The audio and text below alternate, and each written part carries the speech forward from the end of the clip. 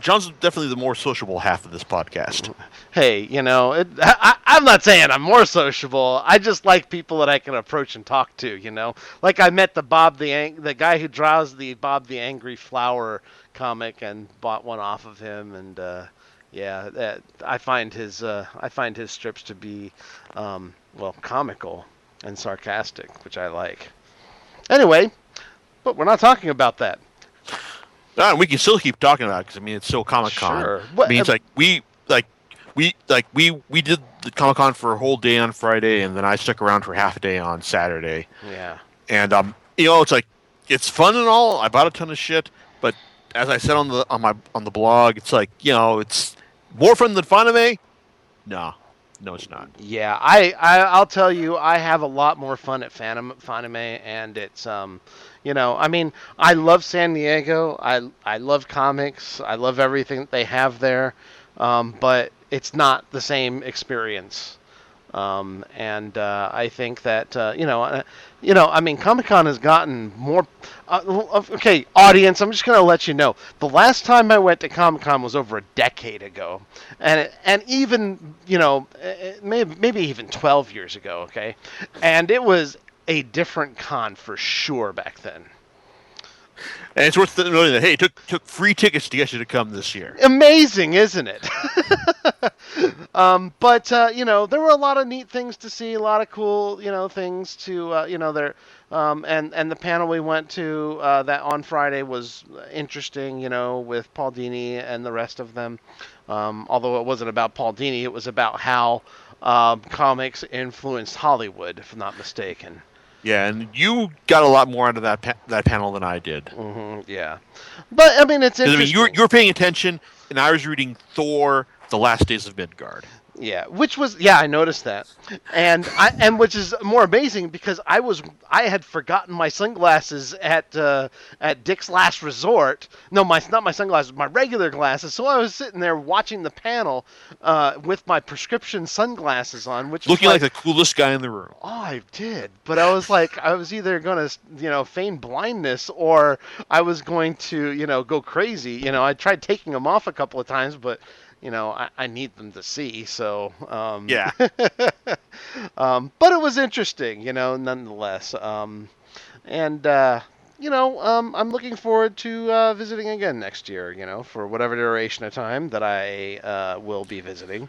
Well, the good news is that our press status basically is good for 2 years before we have to renew. So we're good. We're sold for next year, but Fantastic. for 2017, then we'll have to actually go through the process again. Excellent. Yeah, there are many different types of registration, like professional and press and whatnot. So I noticed a lot of people, just hanging out. But it looks like, a lot of people there did have a good time. So I'm glad for them, and I'm glad for me. I'm glad I went down there and, and all that other stuff. And, cool. Yeah, and I never did wander over to Hall H. I'm gonna just say it. I haven't been to Hall H in I think 4 or 5 years now. Yeah, so because fuck that noise. Yeah, yeah, that's probably the one place I just like I said, I had fun. Oh, I bought another Flux game. I don't know if I told you that or not, but I have other Flux games like Zombie Flux, and I found their booth there, and they had a Flux game that I just had to pick up. So. Better than Zombie Flux?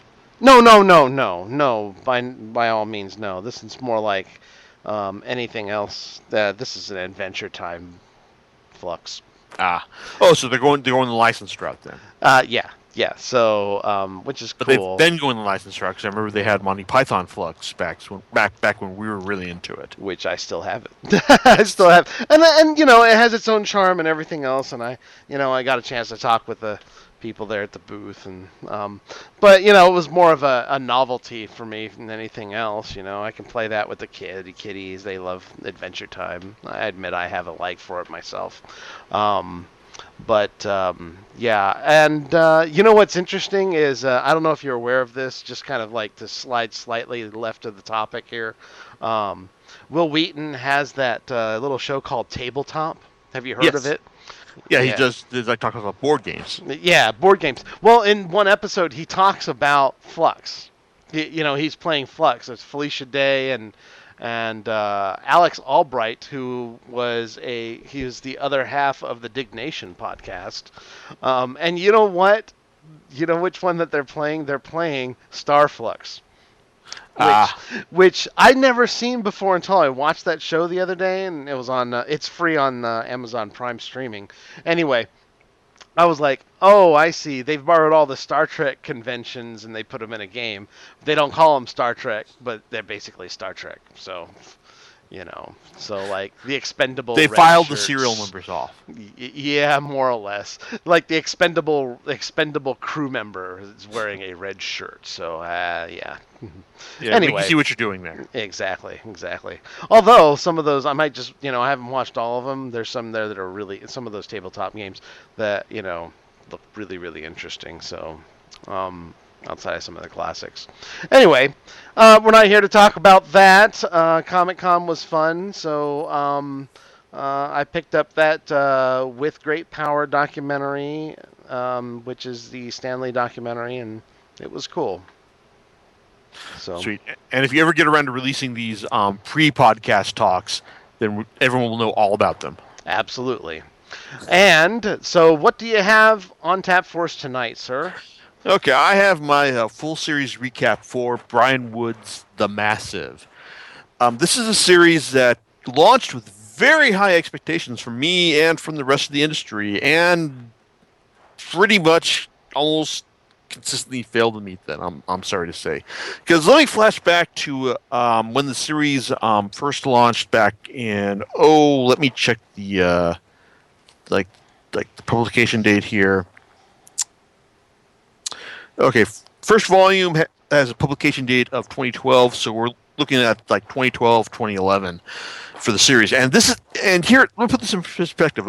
Wood had just come off of DMZ, which, if you'll recall, was my favorite comic book for I think 2012 actually, and it was just like a fantastic read, a great look at America as like a war zone, and just like a great metaphor for the war on terror and the war in Iraq as well.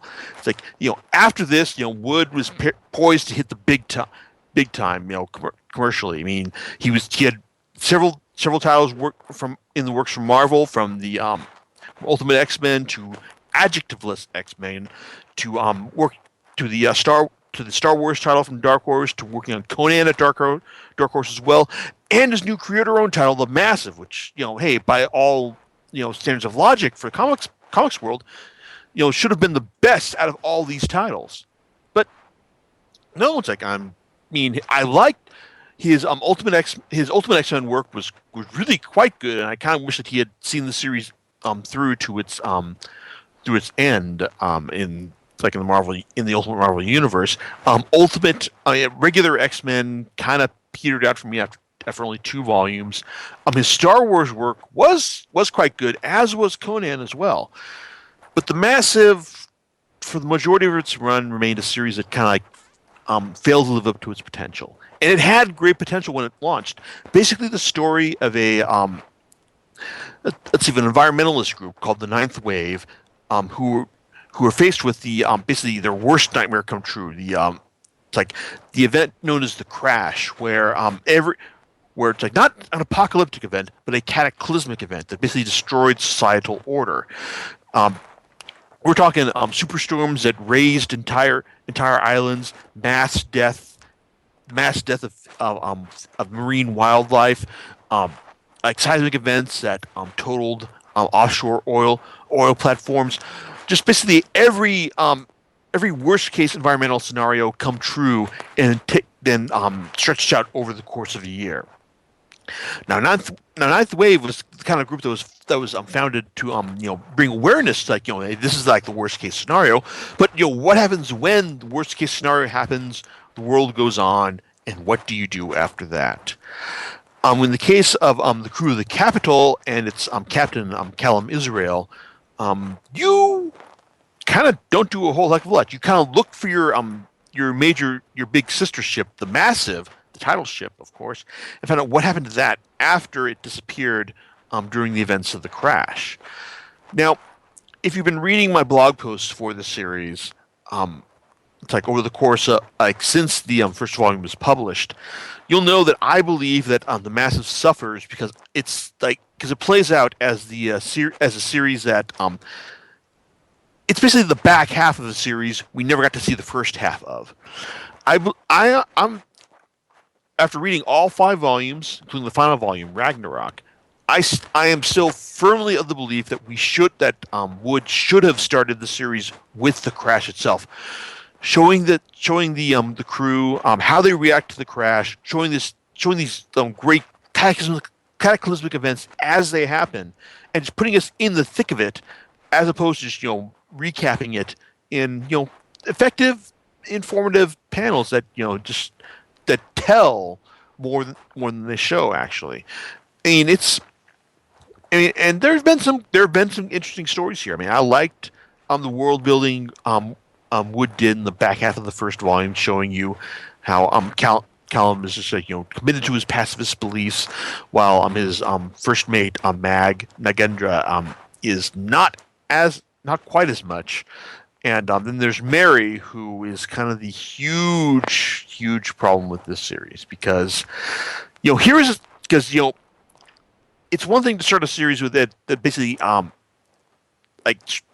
encapsulates like the worst case scenario for environmentalists.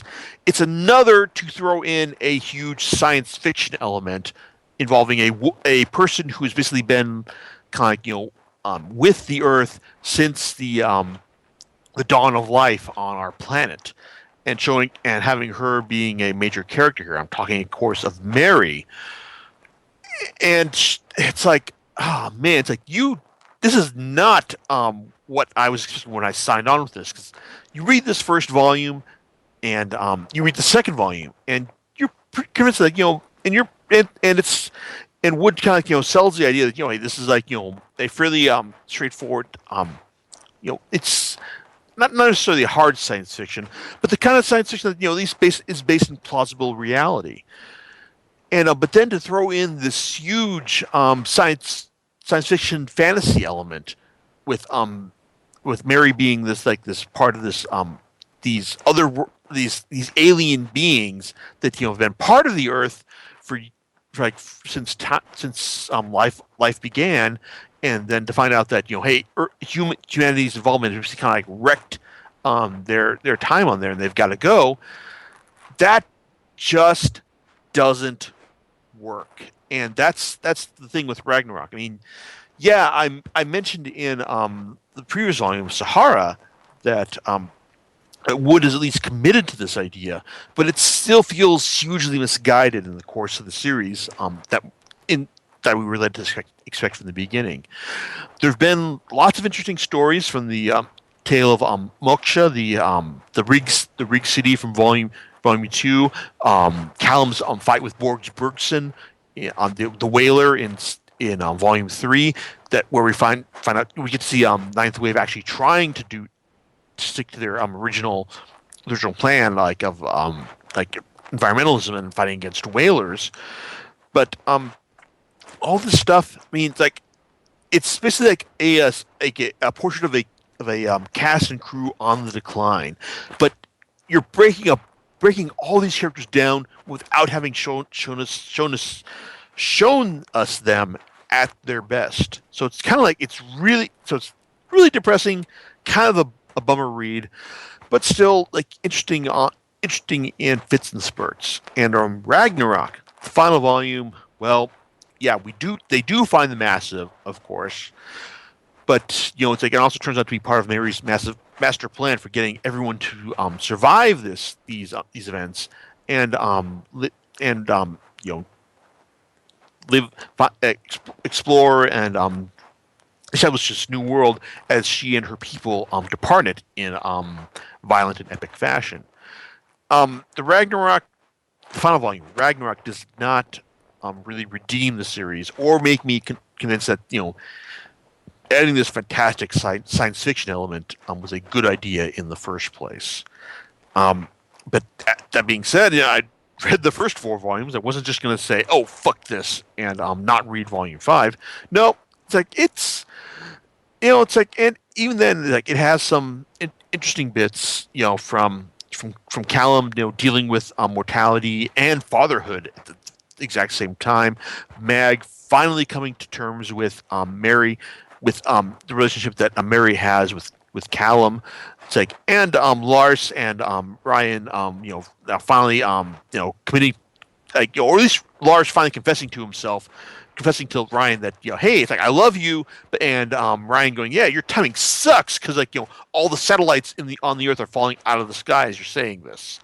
So yeah, there's some good parts here, and that's it's kind of like it's a good metaphor for the series as a whole. A lot of interesting bits and pieces, um, like wrapped in like a less than satisfying whole.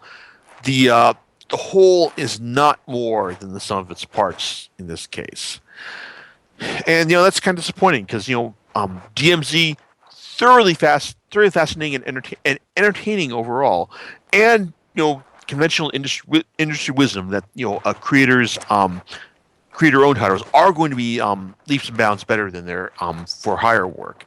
That hasn't been true with Wood on the Massive. I've enjoyed his Star Wars work and Conan stuff more than the Massive, really. But he still remains an interesting writer to me, and I'm going to follow his next series, Rebels, which is about the like the Revolutionary War told from a grunt side perspective. So I'm interested in seeing that, and he's also got and that Eve Valkyrie miniseries of Dark Horse, which ties into the MMO as well. So that's interesting. And he's got that series Starve for Image, which is about celebrity chefs in the future, and one guy come back to show everyone like, exactly how it's done. So yeah, he's got a lot of interesting stuff on the horizon. But the Massive, ultimately, with Volume 5 Ragnarok, not as good as it should have been. Not bad per se, but a wrong-headed approach to some potentially fascinating material.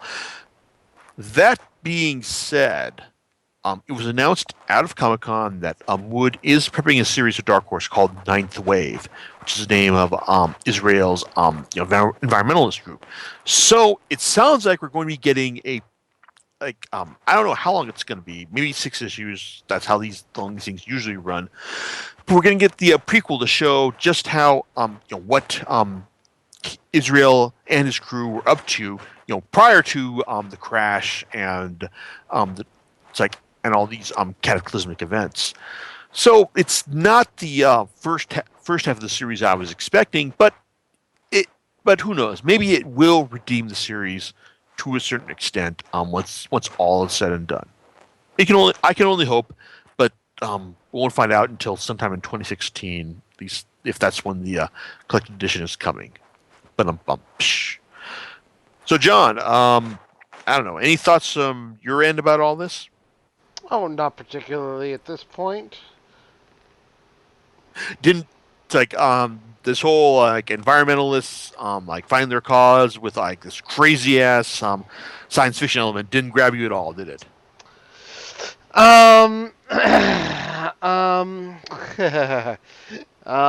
You can say no, it's cool. No. Well, if I hadn't already seen that in several other things, then maybe it would be. But it's what's the word? Trope I've seen before. So yeah, it didn't really grab me. So no offense. Fair enough. Yeah. So what do you have on tap for us next time? Okay, well, like as I was talking to John beforehand, we're probably going to be doing an interregnum podcast next week because I need to clear up my fucking backlist because in addition to all the shit I got at Comic-Con, I got even more shit coming in like week in and week out. So next week may just be will likely be just a big recap of all the Image stuff that I've got in my to review pile. And week after that, assuming our schedules allow, will be my thoughts on the final 2 volumes of Fables which is reaching its end after 22 volumes, and a very special final volume that doubles as the 150th issue as well. All right, and then we'll see you next time on Comic Picks by the Glick. Laters. All right, bye.